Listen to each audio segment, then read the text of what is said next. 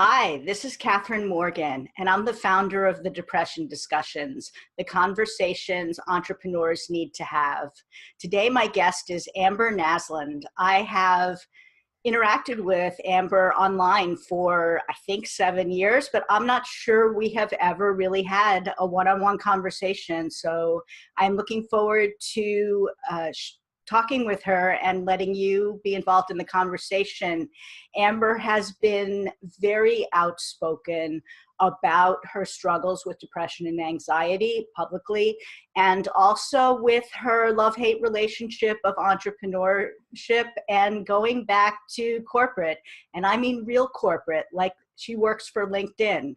Hi, Amber. Hi, thanks for having me so much. I'm excited to be here. Oh, I'm so thrilled to have you. I have posted your TEDx talk. I have posted your Medium post about, leaving entrepreneurship, but I'd love to dive into your story about, getting out of corporate into entrepreneurship, what it was or wasn't, and what set you back into corporate. Right. So we only got 15 minutes, right? So I gotta keep this short.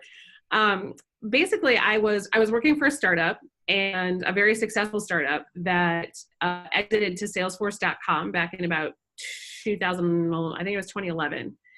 And so very successful exit for the company and for me personally. And I knew that I had some ideas for things that were missing in the market or at least I thought that were missing in the market in terms of expertise around digital transformation for the most part. And I'd been working with someone on a project basis in my job who also had some similar ideas. And so, with stars in our eyes, we were like, well, let's go start a company and let's go do this consulting thing. And like this, you got to make that gesture. Yeah, let's go do it. This is going to be great. I think every entrepreneur, at least that I know and have talked to, goes into it with a similar thing. You have a lot of hope. You have an aspiration for how you think you're going to go change the world. And I was not prepared in so many ways for the complexities and difficulties of being in business for myself and with a partner. So that adds a whole different layer of complexity. A partner who, at the end, he and I did not see eye to eye on what the future of that business needed to be. So it was tough. I've been real candid about the fact that business damn near ruined me financially. I came out of an entrepreneurial exit or a startup exit that I was financially in pretty great shape, and then went from, I don't know how I'm going to pay my mortgage because we had bootstrapped that business with my earnings from that exit, and it's all gone. And so all of that took a huge toll on my confidence, on my, my mental health, my financial health, and really scared me into thinking that maybe entrepreneurship is not my jam. I've had some second thoughts about that since then. Since working through a lot of those feelings, I've realized that it wasn't entrepreneurship. That was the problem. It was that particular instance of it. Right. But there's also something to be said for me. Like, one of my, I think, strengths is actually taking other people's ideas and making them real.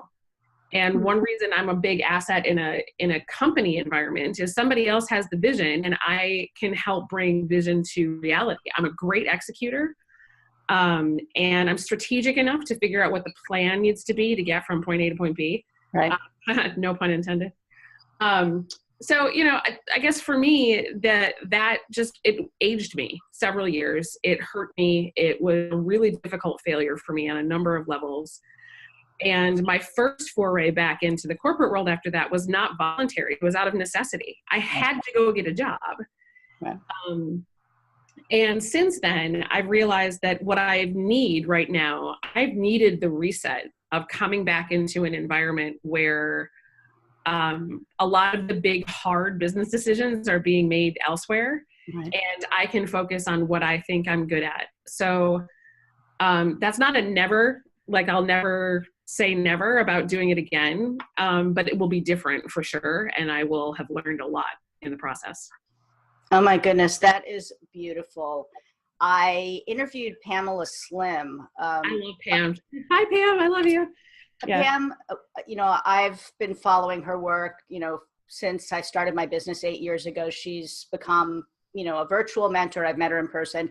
I interviewed her about body of work because there was something in her book where she talks about people phasing in and out of different work modes, and Yeah. to not vilify one work mode. Working in corporate isn't bad. Right. Owning a business isn't good.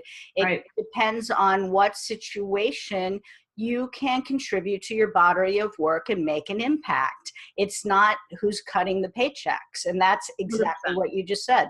Well, the other thing I struggled with is in my particular space in digital marketing. I had the good fortune of I had a little bit of good timing, and I joined kind of the surge of digital marketing and started creating content and blogging and writing and doing all that stuff right at the right time. And I'm surrounded by people in this space who have gone off and built businesses. My book co-author, Jay Bear, is incredibly successful and has built a few businesses on his own. And the digital kind of social media space really glorifies entrepreneurship and hustle culture. And, all you have to do is like get an internet connection and $5 and you can be a bazillionaire. So I was for sure, I think, caught up in a little bit of that, and also have felt a lot of guilt, which is all self-imposed, but is all about like, why couldn't I do that thing that everybody's telling me I should be out there doing?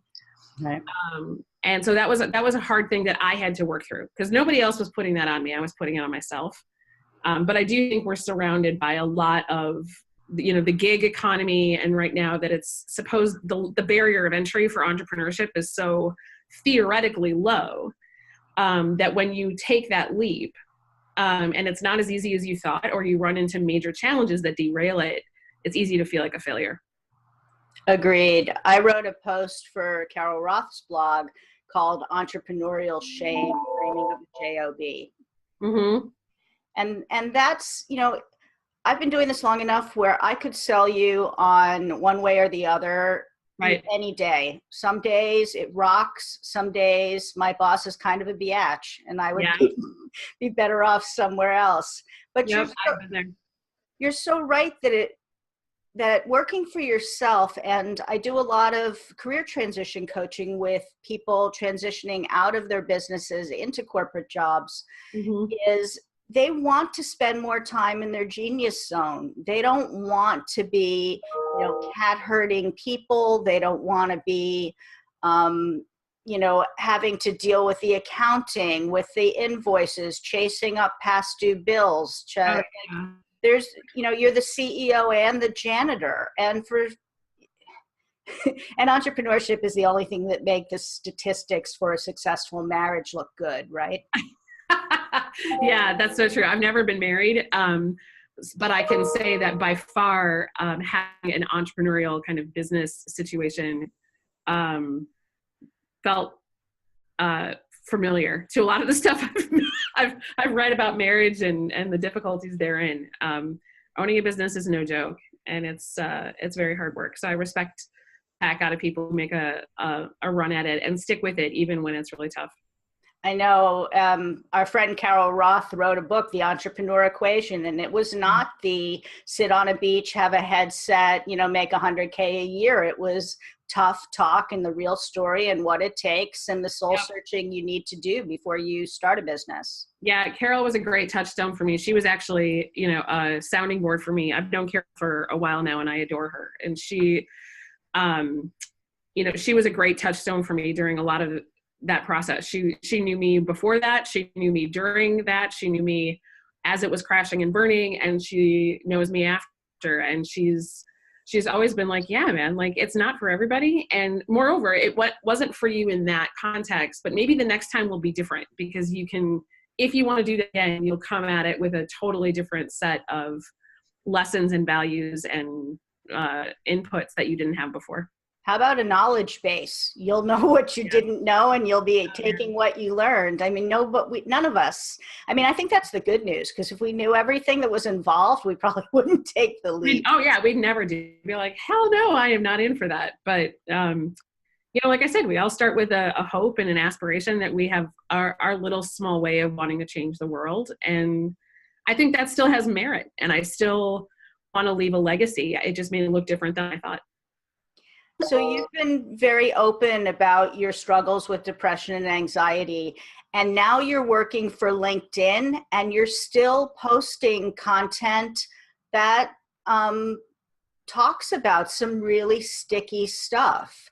Yep. Can you share how that worked? Because intuitively, I'm like, right.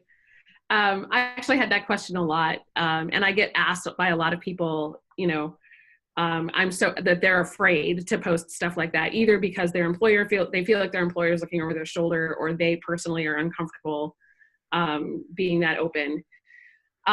First of all, it's very much on brand for me. I've always been that way, and I'm very WYSIWYG for old school computer people. Like, what you see with me is very much what you get, and what I'm talking and writing about is not a complete flood of every thought I have in my head, because I do censor certain stuff, and I've gone back and forth over the years to change my filters and my criteria and stuff a little bit. But at the root of it all, I feel like part of my purpose on this planet is making sure that other people who struggle with life in general know that they're not alone. Because part of the hardest thing for me was always in the early stages of me wrestling with mental health issues when I was young and a freshman in college. I felt very alone, and I was so afraid that there was something hopelessly broken and wrong with me. oh my God, yes. And you feel real alien, like this is only happening to me, and I am a lost cause. And so part of my personal mission is to make sure that people struggling with things like this realize that lots of us do. And I see them, and that you are not alone. You're not an alien, a freak. You're not crazy. You're not irreparable. Like, this is a real normal human thing that people go through, and it's quite prevalent. So I've always been a pretty outspoken advocate around mental health issues. And actually, when I did my TEDx talk, I was in the throes of entrepreneurship and talked to my partner at the time and said, I want to do this talk. How do you feel like that's impacted the business? And I was very grateful that he was like, it doesn't matter. This is important and you should do it. And so I did. And you learn that the outpouring of support and camaraderie and belonging that surrounds that is far stronger than any critique that ever comes out of those situations. But when it comes to my job, we were talking, before the show, my boss here at LinkedIn found me in large part because of the content that I create. And so that was kind of all out there before she ever found me. So that was kind of part and parcel of the package. And I think it was actually part of why she hired me, because I have a voice and I'm willing to use that. And when I'm talking to companies about doing content marketing, which is my day job, right, helping teach them to have a very human voice is something I think I'm particularly good at. So it's because I live it and I walk that walk, and I'm willing to know that I'm not for everybody. And I think that's okay. We don't have to be for everyone. Wow. That was fantastic. I could not agree with you more. And exactly the reason I started the depression discussions is what you said. You're not broken. A lot of us struggle. There's support. I have had an outpouring of support for these discussions from the people who've done the interviews, from the people who've read them, from their moms. I've gotten emails from people's moms. Yep. I'm so glad. I love your content. It's so real. It's so rich. It's so smart. And you just seem to just check all the boxes, Amber. Thank you so much for being willing to share your story with us. I appreciate you. I appreciate the opportunity to do that. So thank you very much for inviting me. Hi, this is Catherine. Thank you for watching this interview of the Depression Discussions, the conversations entrepreneurs need to have. If you want to see more interviews, you can go to depressiondiscussions.com, or please join the conversation on Facebook at Depression Discussions. This is a labor of love for me, bringing this conversation out into the open and out of the closet. My other labor of love is my company, Point A to Point B Transitions, where I help entrepreneurs decide if they want to go into corporate jobs or fix their solo consulting businesses so that they work with clients that they like and make the kind of money they want to make without exhausting themselves and hating their business. If this sounds like you can schedule a 45-minute one-on-one complimentary consultation with me, and I'll help you figure out your right next step. This is Catherine Morgan from Point A to Point B Transitions and the Depression Discussions. Thank you.